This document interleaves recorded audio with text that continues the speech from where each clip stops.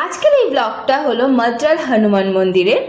আর যেটা আমি বছরের শুরুতে গেছিলাম। তোমরা যদি আসতে চাও কাকিনাড়াতে আসতে হবে, আর তোমরা যদি শিয়ালদা থেকে আসতে চাও তো 1 ঘন্টা কাকিনাড়া।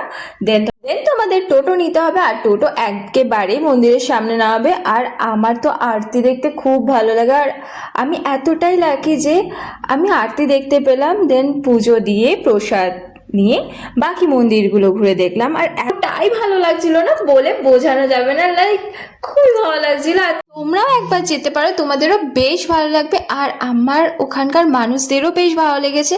লাইক সারাদিন আমি না খেয়েছিলাম, দেন পুজো দিয়ে আমার একটু খিদে পেয়ে গেছিলো বাড়ি ফেরার পথে। তো ওখানে আমি সবই দেখছিলাম, বেশিরভাগ ননভেজ ছিল। তো ভাবলাম একটা পানির রোল খাওয়া যাক, বাট ওখানে তো সব ছোঁয়াছুঁই।